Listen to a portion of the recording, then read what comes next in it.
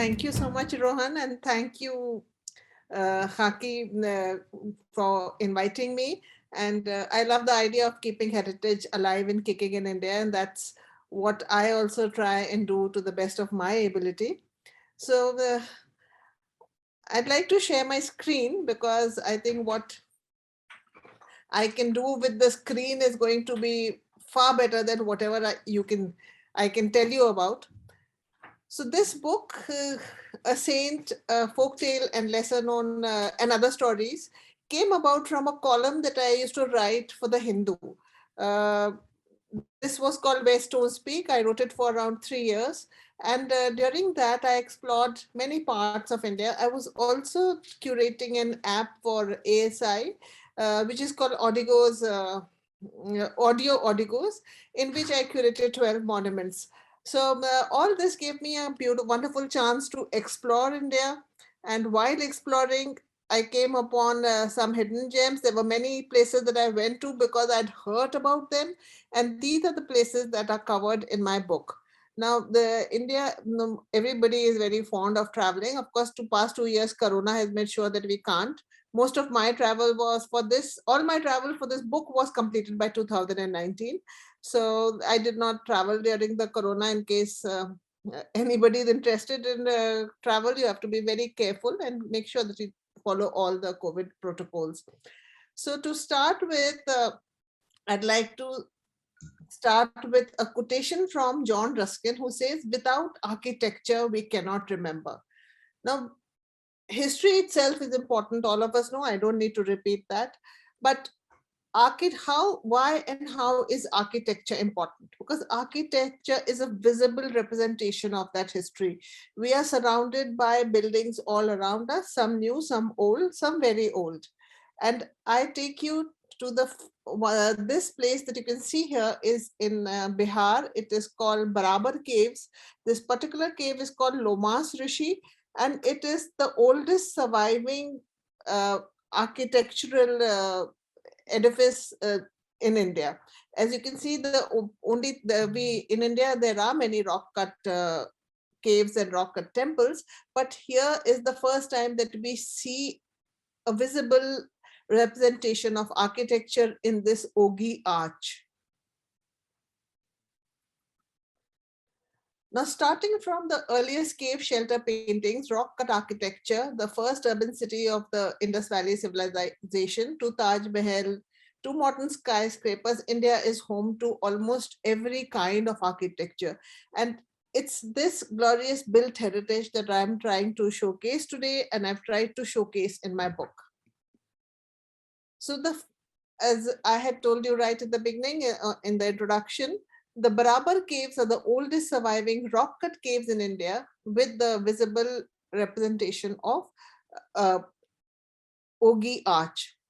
Now this is, I had gone to Mahabodhi temple for documenting the uh, Mahabodhi temple for the app that I had told you about. It was for ASI. And while I was there, I was very keen to visit everything all around. And I had heard about the Barabar caves in a lecture about a decade or so ago from Professor Irfan Habib, who had talked about this the Ogi arch. And that was when I first heard about it. So when I reached Mahabodhi temple, I asked the people, I said, this is one place I want to see.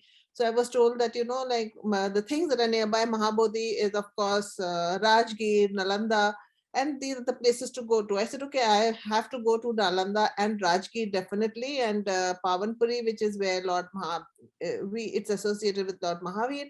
But I said I have to go to Barabar caves also. So it's a long journey, but anyway, I hired a car and I went there. Now, in my book, if you read it, you will find that I've given a lot of tips on what to do and how to go. Now, these Barabar caves are pretty isolated, and I have done most of my traveling has been solo. So one of the things that I've emphasized in the book is the measures or precautions a solo woman traveler should take.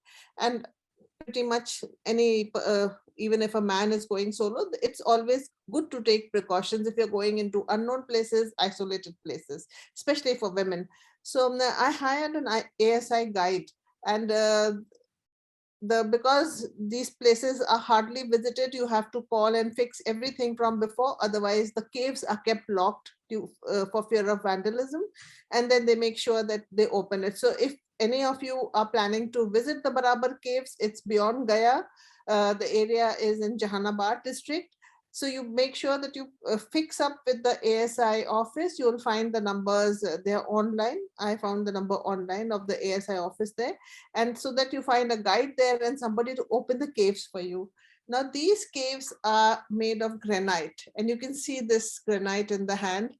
And it's a steep walk. So whoever goes there, make sure you have sturdy shoes. Carry water with you. Now this is a panorama of from 1870 of the Sudama and the Lomas Rishi caves. Now this is of course from my own visit there. When I went there, there was the Sawan ki puja chal rahi thi. So there were many, and there's a Shiv temple which is high up on that hill. So there were many devotees of Lord Shiv who were there, and they were picnicking on this piece of rock. It's called a crocodile rock because it's shaped according to them like a crocodile. And the caves are on either side of this. Now the first cave that you go to is called Karan Chopar or Supriya Grah. It was made in 245 BCE. It has a vaulted roof. It has these, as you know, these benches. You would have seen them in Ajanta and Ellora also, which were used for sleeping. These were made by Ashoka for a sect called Ajinkya. And these are the inscriptions on the walls which tell us why and when these caves were excavated. By King Priya Darsan in the 12th year of his reign, the cave of Banyans was offered to the Ajivikas.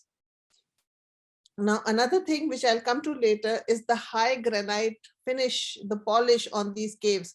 That's something that draws a lot of people. And those of you who would have read A Passage to India would have also read about these caves in that book.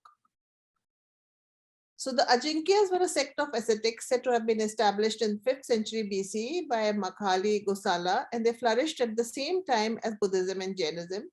They believed in the doctrine of absolute determinism, as there is no such thing as free will and everything is predetermined by pre-existing causes in the cosmos. His doctrine and those of his followers are known only from Buddhist and Jain sources. There are non-existing documentation from the Ajivikas themselves. This is a piece of sculpture of a Ajivika monk in a Gandhara sculpture of the Mahaparinirvan in the British Museum. Now, as you can see, this is what I mentioned earlier about the granite finish. When you go there, that's the first thing that you think of. And all I could think of was mirror, mirror on the wall. And even today, with all the techniques at hand, my kitchen granite doesn't shine as brightly as these walls do. Now this is the Ogi arch, a pointed arch having an S shape, which can be on both sides. And this you would have seen replicated in a couple of our government buildings also. Another thing that is very noteworthy here are the elephants.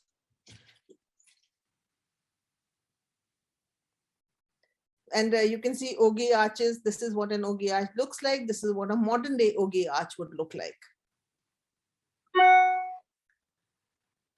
Now, when I went to this cave, these caves were built not only as rock shelters for the Ajivikas, but were used later on also by the Buddhists. And there was an inner cave which would be used for meditation. When I was there, the guide who was with me asked me to close my eyes once I was inside the cave. And I would ask you to do the same.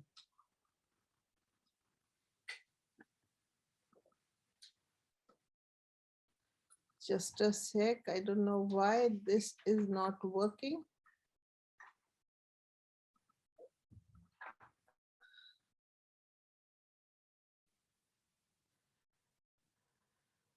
For some reason today the sound is not working here. But anyway, when I was inside, he asked me to close my eyes, and then he recited Buddham Saranam Gacchami, and it was, like I got goose pimples when I was hearing it, and I could just imagine those monks sitting in there, uh, meditating, thinking of God, and that is what gave them strength to just keep digging deeper and deeper and excavating these rocks, because even today we find it difficult to excavate, but imagine in those days without any of the modern tools. I will try this once more in case it opens. No, it doesn't. Okay, I'm sorry for that. So from here, in the book, I have also traced the history of architecture. From rock cut caves, we came to structural caves, and then of course we came to built caves, that is with bricks and stones, and then of course with other materials. But before we do that, I'd like to take you to Bidisha in Madhya Pradesh. Now, Bidisha is home to the Udaygiri caves, which were built during the reign of the Guptas. But there is another very famous uh, spot there, which not many people go there. When I was going there on the road, I found a direction which said Kham Baba. Now I was very curious. I said, what is Kham Baba? And I was told that Kham Baba is a pillar.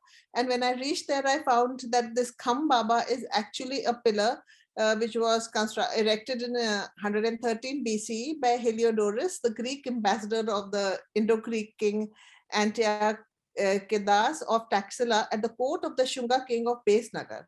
Now, Ranjiv Hoskate, who is a cultural theorist, tells me, and I quote, most people who still believe that Heliodorus became a Vaishnav because we have fixed ideas of who is a Hindu, and we imagine Hinduism as timelessly static. These beliefs prevent us from celebrating the reality of Hinduism, that Hinduism has evolved through the ages, and because of its confluence, a Sangam, and there have been so many other instances of bringing it together. So Heliodorus would have been one of the earliest Vaishnavites. Now, then of course, from there I went to Udaygiri caves. Now the Udaygiri caves should be much more popular than they are. I think I was the only visitor when I went there. They contain some of the oldest Hindu temples and iconography. They were built during the Gupta period, that is 350 to 550 CE.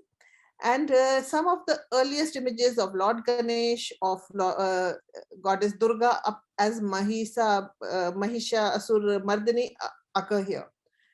So this is, of course, Lord Vishnu in his Varaha avatar. And this whole cave, I've described the iconography in the book. It's amazing because you have the gods, you have the Asurs, you have the Rishis, you have the goddesses Ganga, Jamna, Yamuna, all of them there in attendance in this entire cave. It's huge. So you can see it from and I'm 5'4", so you can imagine how big this entire cave is. And then you have, of course, a statue of the king himself, or Chandragupta himself, as one of the devotees. And this is Bhudevi, whom Varaha rescued from the netherworld. And you can see here the the serpent king. All these have been described in the book, and it's just amazing the way these things have been carved, the way they have been presented, and the iconography. Now, as you may be knowing, I have written a book, 3 books on Delhi, the Delhi trilogy, in which that was the first book that I wrote was on Mehroli, where I traced the architecture of Mehroli and the Qutub complex. Now, in the Qutub complex, if any of you have seen it, something that is very important is the iron pillar. Now, iron pillar, there are of course many theories about how the iron pillar came. Some of them say it belongs to the time of the Tomar, but B. Bala Subramaniam, who was a metallurgical engineer, has conclusively proved that it was brought by Sultan Iltutmish in the 12th century from Udaygiri. Now, if you see this here, you can see a similar pillar standing here. And The iron pillar was probably located in such a way that at the summer solstice, the shadow fell over the Anantasuyan panel. This is the Anantasuya panel. And the this is the caves themselves are on the Tropic of Cancer. So for me, all these things, when they come together, they fall together, it becomes even more fascinating to study it. So, and another very popular legend about this iron pillar is that, and I'm hoping everybody understands a little bit of Hindi, that when Tomar was the king of Delhi, he was told by his priest that he must organize a Mahayagna, a puja, because the serpent king was passing underground. So he organized a puja, and he was told that he should strike, he should put a nail, killi, onto the head of the serpent king so that his kingdom is permanent. So it all was done according to whatever the priest told him. But the king was a little suspicious, and he said, how do I know that it has been fixed on the head of the serpent king? And he asked for it to be taken out. It was taken out, there was fresh blood in it. And then when he said, okay, please put it back again, the serpent king had moved, or showing that his kingdom was temporary. And of course, we know that the Turks came and the Delhi Sultanate was established in Delhi. So the saying goes, Killi to Dilli bhai, Tomar bhai mathin, that the nail has become loose and Tomar has lost his senses. And there's another saying which says, Triya hat, that, like you cannot argue with a woman or a person who is determined to have his own way. And of course, these are just legends and stories. As I said, Bala Subramaniam has conclusively proved that it was not brought during the reign of Tomar, but by Iltutmish. And one of the reasons for the name Delhi itself, because the name Delhi is of course a later development, its original name was Dhillak, is that it came from Dhilli, which is the key, Killi to Dhilli bhai. And there's a very popular place, there's a place here in Delhi called Kilokri, near which we have Maharani Bagh, a very elite locality. So Kilokri is said to be from the name Killi, because when the iron pillar was brought, it was kept for some time in this area before it could be taken further. As you know, there was no non-stop travel in those days. They had to break up the journey.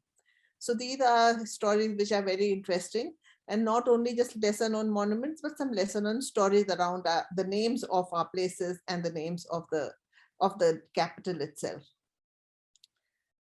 Now, just very close to Kanpur, which if here there we have people here from UP would know about.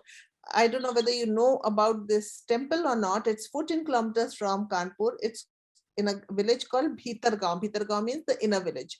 Now, this temple of Bhitargaon is the earliest surviving brick temple.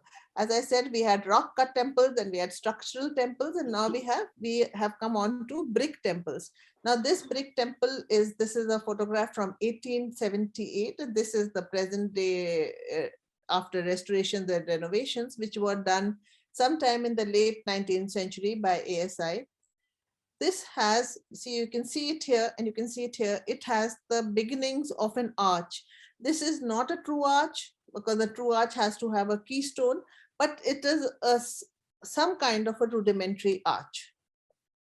This temple is very, very important, not only as the earliest surviving brick temple, but also because of the various panels on it. You can see here, there are so many panels on this with terracotta sculptures on it. These depict this, as you can see, is Varaha. And there are other various gods and goddesses on these panels. Many of the panels were taken away, and they are in various museums, including Calcutta. But if you go there, you can see at least I think about 46 or 50 of them are still there on the temple itself. It had, if I'm not wrong, I think I've mentioned it in the book. There are 148 such patterns, out of which about 40-50 are in the place itself. Now from there we come to the medieval period, and we come to Allahabad. Now Allahabad, as you know, is a very important place. It was one of the 16 subas of Akbar. There has been some controversy about the name also, so I'd like to talk a little bit about it. Prayag was a city that was already existing. So just next to it, Akbar made a fort, which he called Allahabad, or the connected to the, you know, the house, the residence of the divine, because he knew that Prayag was a very holy city. So to honor that, he made another city called Allahabad and built his fort there. That word later on got connected to Allahabad and then Allahabad, which is now the whole place is called Prayagraj. But the city, the Prayag as a place existed even alongside Allahabad and Allahabad. Now, Jahangir was married to a Rajput princess who was given the title of Shah Begum, and she was his first wife. And from her, he had a son called Khusro, who was the eldest son, the eldest brother of Shah Jahan. Now, Khusro was his grandfather, Akbar's favorite. He was also the son-in-law of Aziz Koka, and he was a favorite of the grandson and favored by many of the nobles to succeed the grandfather instead of Jahangir. Of course, Jahangir's mother and grandmother, they all intervened, and Jahangir Salim was crowned, and he came to the throne as Jahangir. Khusro rebelled against Jahangir. His rebellion was crushed. He was imprisoned, initially blinded, and then later on he was killed. His tomb is in Allahabad. Now, before Khusro's tomb, or before Khusro was killed, because he was rebellious and was rebelling against his father, even during the grandfather's life itself, in 1604, his mother, Shah Begum, consumed excessive opium.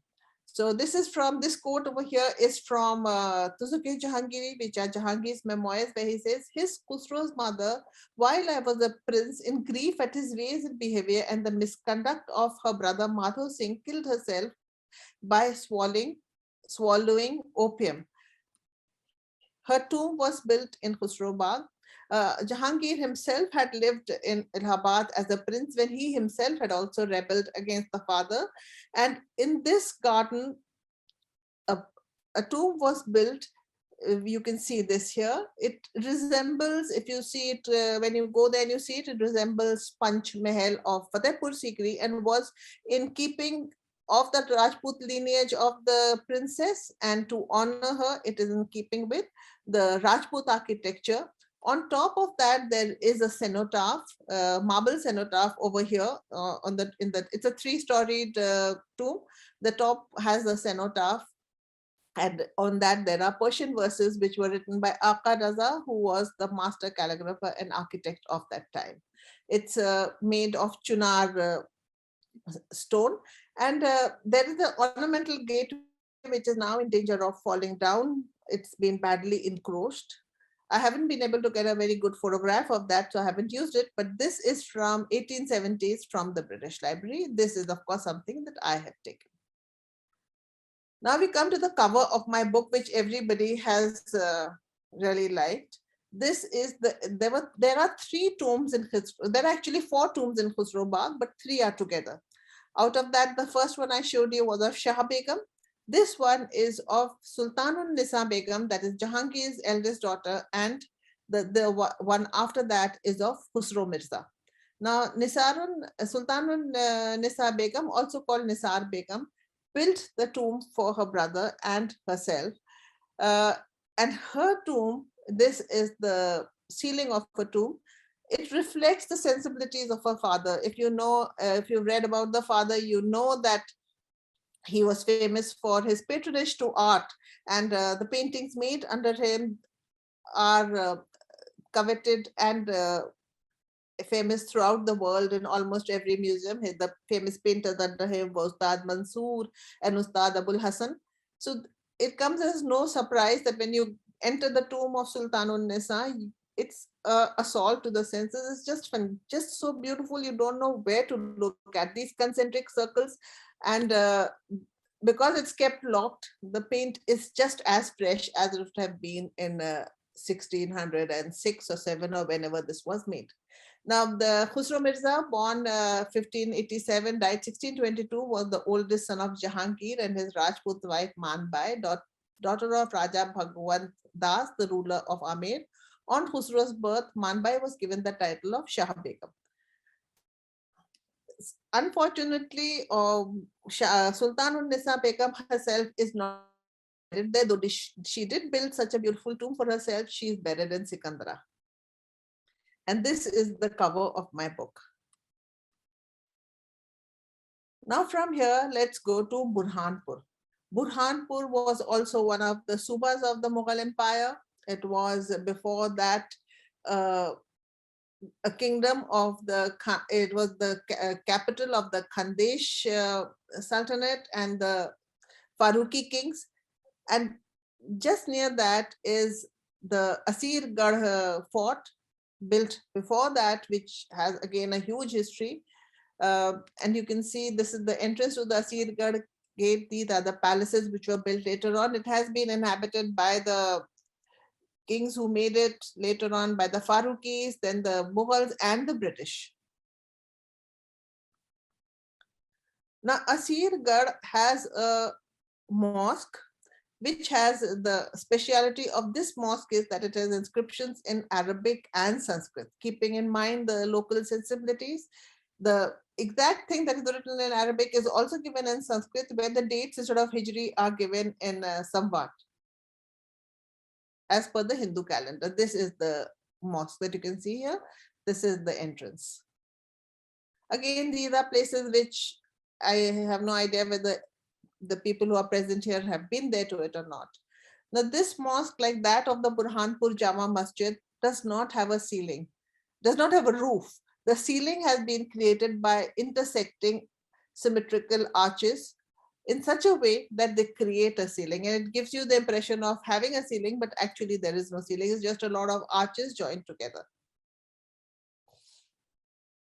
Now, Burhanpur, as I said, was the capital of the Khandesh Suba of the Mughals, before that of the Khandesh ruler Sultanate. Over there, there is a palace called the Shahi Qila, made by the Faruqis and added on to by the various Mughals who went there. The importance of Khandesh and Burhanpur can be seen from the fact that the governors of this place were people like Abdul Rahim Khane Khana and Prince Khurram, later on Shah Jahan. Now, when Shah Jahan had become the king in 1630-31, there was a rebellion, and he decided to march from Agra to Burhanpur to quell that rebellion. At that time, Mumtaz Mahal was expecting their 13th child. She had been with him on many of his campaigns, and we'll come later on to another fort where she had another child. So where she had her fourth baby. So for her, traveling and pregnancy, that in those days wasn't such a big deal. So people did travel, and Mumtaz Mahal came with her husband to Burhanpur. Now this is the Shahi Hammam in the Shahi Qila.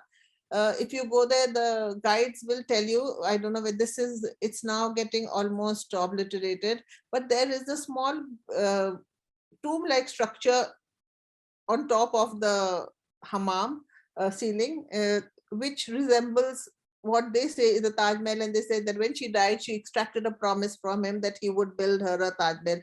Now, these are all fanciful stories. Whenever you go to a place, one of the reasons why I wrote this book is that when you go to a place, please do research beforehand. Don't rely on the guides. The guides are not exactly accurate. Mumtaz Mahal died here in June 1631 while giving birth to the daughter. The daughter lived, she did not. And she was buried on the opposite side of the Shahi Mahal. The river Tapti is in between, in a place called Zainabad, which had a garden called the Ahu Khana, or the Deer Park, built by Prince Daniel uh, much before that. And you can see that, the village of Zainabad, it actually looks as if it's in a time warp. Time has stood still here. Now this is Ahu Khana, and it is here in this pavilion that you see that Mumtaz Mahal was interred temporarily. She was given a temporary burial, and for 6 months her coffin was in this. It's said to be this pavilion, which is now today in a very, very bad state. This was a pleasure garden for Prince Daniel and even for the other Mughal princes and nobles who would have gone there. And it became a temporary resting place for Mumtaz Mahal. It is here that Shah Jahan would have come after the death of his wife to grieve over her. There are many stories, all of them. The Mughals were very good record keepers, and it has been recorded by the various histories that have been written that he grieved so much that for 2 years he wore white, he would not use scent, and the perfumes, that is itr. And these are things that the Mughal kings and the Mughal nobles were very fond of. And he grieved so much that there are even suggestions that he had to wear spectacles. So he would come here on every Thursday and Friday to recite, or Friday to recite the Fatiha. So for me, when I went there, it was a very, very sad moment that a place which had seen so much of grief is now falling down. And the people of Burhanpur have that sense that they lost out to Agra, that they could have had the Taj Mahal here, but they didn't. Of course, there were many logistic reasons for that. The chronogram of the death. Now, chronogram is a small verse that is taken out, which, as you know, there's an alphabet, there's a numerical value to each alphabet in a letter of the alphabet in Arabic, as well as I think in English also. But anyway, it's there in Arabic and Persian. So the chronogram of her death was Jai Jannatabad, that, may she live in paradise. So Shah Jahan was determined to build a paradisical tomb. Paradisical tomb had already been introduced into India. Humayun's tomb is the first paradisical tomb, which is built on the principle of Chaharbagh, which means that, situated in the middle of a garden with quadrants of water around it, water bodies, because Jannat, or heaven, in the Quran is described as having rivers of milk and honey. And so all that was to be replicated. And because if you've seen Humayun's tomb, it's red, it's, gives you a very robust look. But if you see Taj Mahal, it's something very delicate. So this was made for a lady, for a khatun, a Jannati khatun, a lady who's so pious that she is destined for heaven. So it was to be made in marble. Now, bringing marble from Rajasthan, that is the best marble was from Makrana, to Burhanpur was logistically difficult. It was easier to bring it to Agra, and that these are the reasons why Burhanpur lost out to Agra, and something which the locals are very conscious of. And also because, as I mentioned, that he wanted to build a Chaharbagh tomb, it was to be built on the bank of a river. Even though the Yamuna has shifted now, Humayun's tomb was also built on the bank of Yamuna. Riverfront gardens was something that was a concept that Babur had introduced in India, and which were very popular amongst the Mughals. So even the soil of the Tapti was not conducive to bearing such a huge structure. Now these are places, this mosque again in the Ahu Khana is said to be the place where she was given a final bath. As you know, amongst Muslims, there is a ritual final bath. It's the whole process of making the person, after death, the ritual bath and the shrouding, it's called Tatfeen. So this is the place where the Tatfeen was given. You can see in what a condition it is now. I visited in 2017. If it has changed for the better, I hope it has, but I'm not sure. So Burhanpur is not only the place where Mumtaz Mahal died, it's also the place where Bilqis Begum, wife of Shah Shuja, son of Shah Jahan, also died in childbirth in 1634. And her husband Shah Shuja built this very beautiful tomb. It's very small, as you can see. I have put my photograph there so that you can get a idea of the size. And inside, again, it's beautifully painted. You have many tombs in Burhanpur. Abdul Rahim Khane Khana's son. Then there are other people, and another very famous person whose chhatri, that's not his tomb, but his chhatri is Raja Jai Singh, who was the commander of the Mughal forces in the Deccan. He died in 1667 at Burhanpur, reportedly while returning from the Deccan, and Aurangzeb built a chhatri in commemoration, in keeping with the custom amongst the Rajputs. Now this, as you can see, this road, it's also on the bank of a river, and it's in the middle of the field. It's quite far. It's about, I think, 30 kilometers from Burhanpur. Nobody ever goes there because I read up a lot before visiting a place. I insisted. I told my guides, I said, that's something I have to go to. So I think I may have been the only person to have visited it in many years.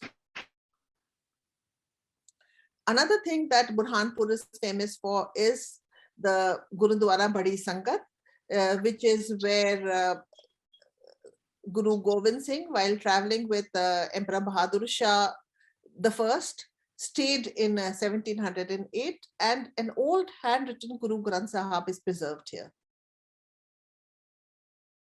There is also a beautiful Dargah Hakimi, which is a place visited by Bohris. It is the resting place of the Dai Sayyidna Burhanuddin bin 34th Dai of the Bohris, who died in 1730. Again, this, when you go there, I don't think I would exaggerate if I said, it looks like a piece of like Noor ka tukda, because it's beautifully, impeccably kept. It has arrangements for accommodation, and all the Bohris who come here, it's mostly the Bohris who do come here, they all do the same kind of seva that you would be used to seeing in Gurudwaras, that they will come, they will cook, they will clean, and they take a lot of pride in looking after it. And the facilities here, I went there, I ate there, the facilities here can rival any 5-star. Now from here, let's go to again to another place in Madhya Pradesh called Chanderi. Gujarat is famous for its stone carving and for its screens. And when the Malwa Sultanate was established, there was a lot of give and take and fluidity amongst of craftsmanship and artisans traveling. And artisans and craftsmen from Gujarat came to Malwa, and later on, of course, to Agra also, because you will see that I haven't covered it in my book, but I'm just giving you telling you about it, that you will see the same kind of workmanship in the Dargah of Hazrat Sheikh Salim Chishti, as well as in the Jahangiri Mahal in the Agra fort. Now, I went to Chanderi, I was taken to the fort, and I was taken to another grand darwaza called the Badal Darwaza. As I was passing by, I saw a small board which said Hazrat Nizamuddin Parisar. Now, because I visit Hazrat Nizamuddin Aulia's dargah very often in Delhi, I said, okay, I want to see this. So they said, ये तो सिर्फ कब्रिस्तान है, इसमें आप क्या करिएगा जाके? मैंने कहा नहीं, मुझे देखना है. So then I went and I asked a few people, and it's in between houses. I was taken there, and I was stunned with the craftsmanship and the workmanship, the jalis that are there. You can see that they are in a bad state. Quite most of them have broken down. But if you can see this, these are the eternal knots, the inverted diyas, and a lot of the designs which I saw in the jalis in Chanderi on other tombs are very reminiscent of the kolam designs that are made. This parisar is the houses the grave, and then of course the rest of his family, of one of the Khalifas or the successors of Hazrat Nizamuddin Aulia who came to Chanderi. And then this is something for Bombay.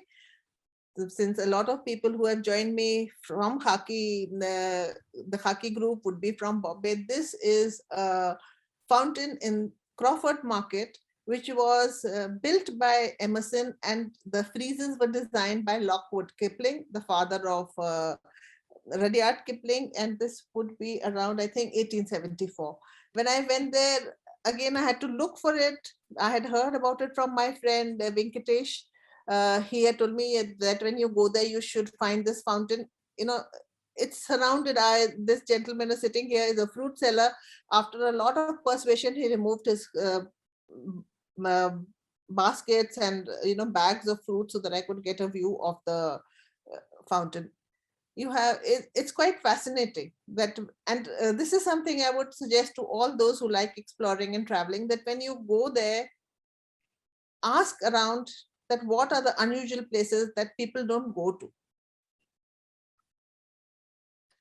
As I had mentioned earlier, that Mumtaz Mahal had one child in a place in another fort. Now, this is the Rohtasgarh fort.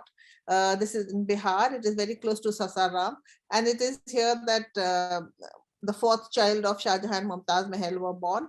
This fort was initially, it is said to be related to Raja Harishchandra. Of course, that is all per legend. It was in the hand of Sher Shah Suri, and then, of course, the Mughals. And this Jama Masjid, suddenly in the middle of nowhere, when you go up there, reminded me of a Daniel's painting. Now, it's quite a difficult drive up because it's a long way up and the roads are terrible. So only a four-wheel drive can go there, and only very dedicated travelers and heritage lovers end up going to Rohtasgarh Fort. There was a time when it was very unsafe because of various insecurities present in that in and around that place, but today it is quite safe to go there. Now, the interesting part of this is that there is a palace which was built by Raja Man Singh when he was the Subedar there. He built, this is called the Hathi Pole or the Hathi Gate, because there is a elephant on the other side of it. It has inscriptions here, which you can see. It has one inscription in here you can see in Persian and another in Sanskrit. What's interesting is that the Persian inscription reads that the fort had been built primarily for Sultan Muhammad Jalaluddin Akbar Pasha Ghazi by his servant Man Singh, while the 8-line Sanskrit inscription describes Man Singh's role as the head of the Kachwaha clan, calls him King of Kings, and omits any reference to Akbar.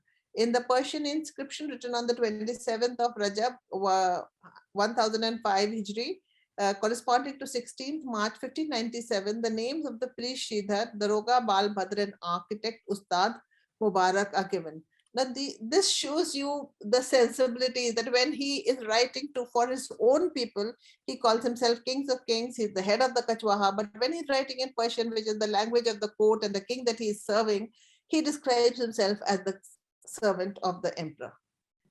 These are things which I find very interesting when I go and visit them. Now, to come to the title of my book, A Saint and a Folktale. I don't know how many of you in the audience would have read about Sheikh Chilli or heard about Sheikh Chilli. When we grew up, Sheikh Chilli was a very, very popular story amongst us. I'll just repeat one story which I used to find very interesting. Okay, there was a Sheikh Chilli, and वो Sheikh Chilli जो थे is actually a simpleton. Sheikh Chilli once went to visit his in-laws, and his mother gave him instructions कि ऊंची जगह बैठना और मीठा बोलना, sit in a high place and speak sweetly. Now these are that same, the proverb that we have, Sada Jivan Vichar. So, like you have high thoughts and you live a simple life, you do not demean yourself. But Sheikh Chilli took this literally to mean that he should sit on the highest place in the room and he should speak sweet. So whenever so he went into the room and he saw that the cupboard was the highest place, so he went and perched himself on top of the cupboard, much to his mother-in-law's discomfort. And whenever the mother-in-law asked him, "Beta, kya khaoge?" he would say, "Gulab jamun, rasgulla," and the sweet names are all that he would take. Now, the lesson in that, of course, is that you should read behind the words, you should, and that like always be nice, speak positively and say sweet things, no backbiting, etc. So when I read I had read about this tomb in some magazine or some book, that there is a Sheikh Chilli who is buried in Thaneshwar. I was very curious. I said, how come Sheikh Chilli, has a tomb to himself? Because these are stories which I've been hearing, and there are many stories of Sheikh Chillis. Some of them I've put up on my YouTube channel. If anyone is interested and is fluent with Hindi, you can go and hear them there. So we left for Thaneshwar. On the way itself, just as we entered Thaneshwar, I could see signs which said Sheikh Chehli. Now, Chehel in Persian means 40. And anybody who's done a 40-day chilla or 40-day spiritual retreat is a Sheikh Chehli. So that was my first clue. Okay, this is not Sheikh Chilli of my childhood, but a saint. And of course, then when we went there, then the whole description is given there, and I read up that this is said to be built by Dara Shikoh for his spiritual preceptor. Now, these are all stories which have been refuted. I have given the entire story in my book, which you could read up. But this is, it's also, like for some reason described compared to the Taj Mahal, which I think is a disservice, because Taj Mahal is Taj Mahal. We don't need to compare anything that's beautiful in its own right to Taj Mahal. So it is in the middle of also an archaeological site which is called Harsh Katila, where the complex houses a museum where you can see some relics from that Harsh Katila. Next to it is the dargah of a very popular saint of Akbari era called Sheikh Jalaluddin Thaneshwari. People come here, and you can see these are chittis or arzis. You would have heard that A.R. Rahman song Arziyan. Now these are the arziyas or the petitions which people come and put here for the saint to hear. Now I come to Agra. As I said, we are very fond of comparing everything to Agra. In Burhanpur, Shah Nawaz's tomb is called that is the son of Abdul Rahim Khana is called the Black Taj Mahal. In Bijapur, Ibrahim Roza is called the Taj Mahal of the Deccan. In Aurangabad, you have the Bibi Ka Maqbara, which is also called the Taj Mahal of the Deccan. And then in Agra itself, where you have the actual Taj Mahal, you have a red Taj Mahal. Now, as I said, we do not need to compare. Everything is beautiful in its own right and can be, just enjoyed for the sake of itself. This is the tomb of Hessing. And if the Taj Mahal, by the way, the Taj Mahal was actually called Roza-e Munawwara. Taj Mahal is a name that came up much later. Because the name was Mumtaz Mahal, it was started being called Taj Bibi Ka Maqbara, and from the Taj Bibi Ka Maqbara, the word Taj Mahal came up. But its original name is Roza-e Munawwara, or the illuminated tomb. So if the Roza-e Munawwara was made by a husband for a wife, this tomb was made by a wife for her husband. So Anne Hessing built this for her husband. He was in the service of the Sindhyas in the 18th century. And as you can see, it's built of red sandstone, and it's quite small compared, of course, if you compare it to Taj Mahal, it's small, but in itself, it is quite a stunning tomb. And over here, if you've heard of Begum Samru, her husband is also buried here. And there's a small chapel here. There you have some Armenians buried here. And the earliest tomb, the earliest grave here goes back to the reign of Akbar. Another thing which I found very interesting here was that it's a Roman, this is by the way, the Roman Catholic cemetery, that the Roman Catholic cemetery has many graves which have Persian inscriptions on them, along, of course, with signs of the cross, etc. So I hope you enjoyed the presentation. Thank you so much for that. That was really spectacular. And the comments we've been receiving reflect all of that. I encourage our guests to continue putting their questions. And in the meanwhile, I will read out the ones that have already come in through your talk. So I'm going to start with Sukhi, who was asking about the mosque at Burhanpur. She asks, are there more such religious places with Sanskrit and Persian, or was this a rarity? I think kind of answered it because there are the one in Burhanpur itself and in Asirgarh built by the same king. That is Adil Shah are the only mosques which have Sanskrit and Arabic inscriptions. Okay. Isa asks, you mentioned that Babur was the one who introduced the concept of a riverfront garden in India. Which was the first one of this format? If I'm not wrong, today it's called Ram Bagh. It was called Aram Bagh, and that is where Babur was given temporary burial before being taken to Kabul. Okay. Staying with Isa, he actually has an observation. There's a rejected version of the Crawford Market fountain hidden in one of the Grant Road parks. That's an interesting bit of information there. Sorry. Sorry, I didn't catch that. I didn't get the question. It's not a question. He's just sharing a bit of information. There's a rejected version of the Crawford Market fountain hidden in one of the Grant Road parks, he says. Okay. Yeah. Krishna has a longer one. He asks, did you get the chance to visit Mahal Gulara some distance from Burhanpur? Local mentioned that this pleasure palace was built by Shah Jahan for a courtesan. Majestic buildings face each other across the stream, and legend has it that the emperor would visit on full moon nights. Yes, I did visit the Gulara Mahal, and I did hear the story, but I haven't been able to find any contemporary source on it. So let's just take it as a story and enjoy the story. It's these shigargas, these pleasure palaces, they were built by nobles and by princes in the various places that they were posted to. Okay. It's very nice. I did visit it. Two smaller questions. Okay, there's one that's just come in. You spoke about Begum Samru. Did you visit her estate in Sardana near Meerut? I'm told she's buried in the cathedral. Yes, I did. I have visited Sardana, and I visited her palace here in her Haveli, the Samru Begum ki Haveli in Old Delhi as well. Something which even I wanted to ask, can you repeat what was the original name of the Taj Mahal? Roza-e-Munawwara. Roza means garden actually, but it's used for tomb. So Roza-e-Munawwara, or the illuminated tomb. Okay. Kaustubh wants to know whether Vidisha and Vidisha are the same. B and V. Yeah, they're the same. Yeah.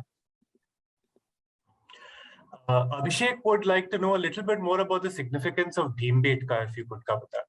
Bhimbetka is a cave shelter with paintings, with cave rock paintings, which are very, very old. I'm forgetting how old they are, but millions of years. So there's one of the earliest cave paintings in India. We've reached the end of the list of questions. I have a question for you. How do you find out which is the next place you want to go and explore? I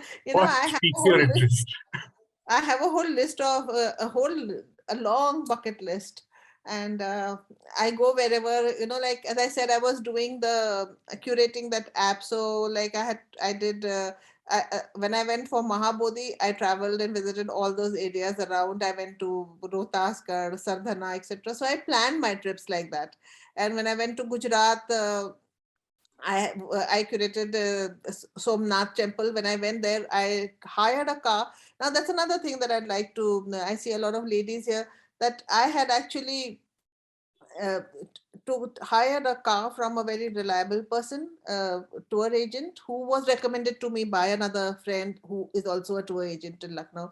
So as soon as I got off at Ahmedabad station, the car came to receive me. Then after that, for 10 days, that car and the driver stayed with me.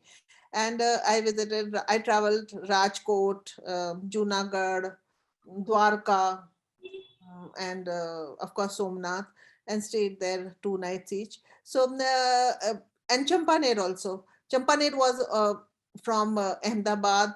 I went to Ranika Vav. All these are places which I went from Ahmedabad, and I've described another mosque which I forgot to put up over here. It was the Nagina Mosque in Champaner. People who go to Champaner, which is again a UNESCO heritage site, go and see the Jama Masjid in Champaner.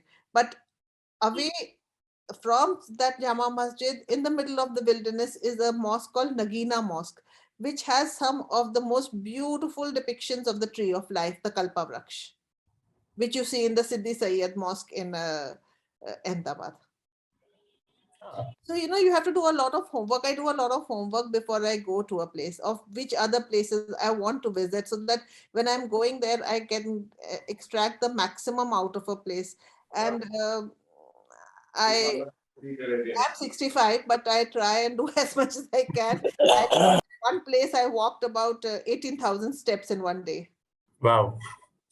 And if we may ask, what's next on your list to explore? Many. At the moment I'm trying to go to Rajasthan because Rajasthan is actually very well documented, but there are places off the beaten track in Rajasthan as well.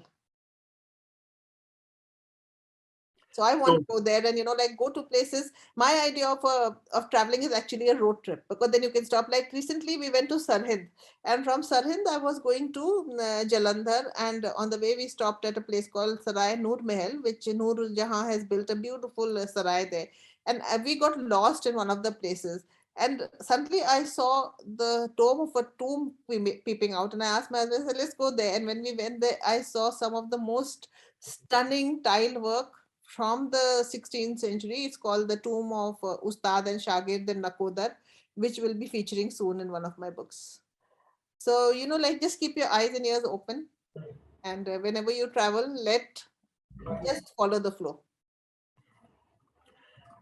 So, a very important question here from Aparajita. She asks, what do you think will happen to this syncretic architectural history as these monuments degenerate over the years? We have to make sure that they don't degenerate and we keep telling their story. That's what I keep trying through my social media. Because you see this, on a serious note, something that started in the past few years is the narrative of us versus them. This is their monument. This is our monument.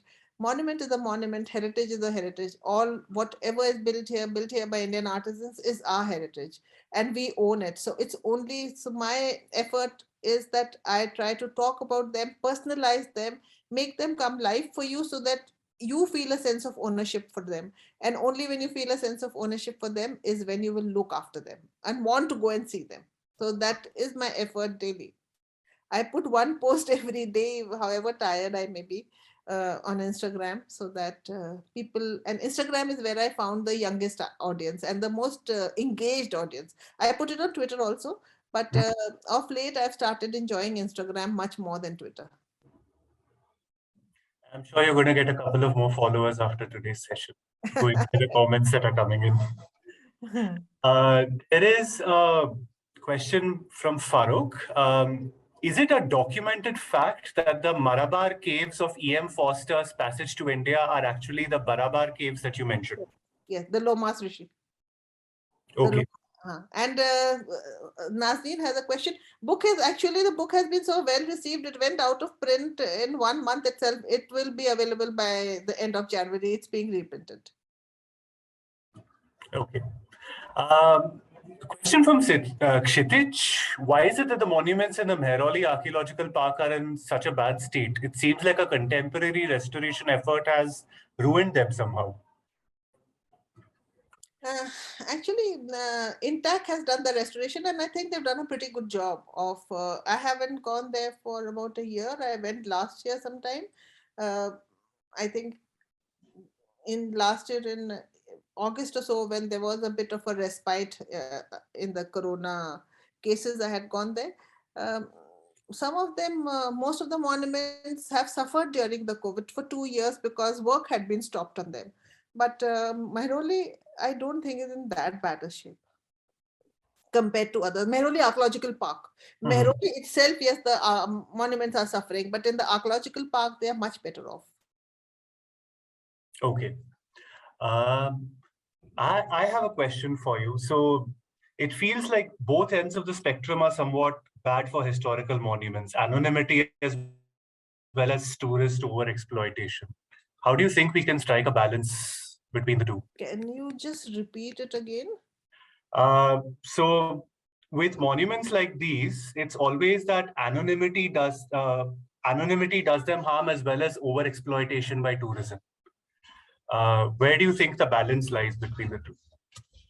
Uh, you see, monuments which are visited by a lot of tourists get a lot of attention because then they make money. So you have to strike a balance in the sense of cap the number of visitors, especially like in Taj Mahal now, they've separated the main cenotaph from the rest of the building so that you go there, you have to pay an extra ticket because,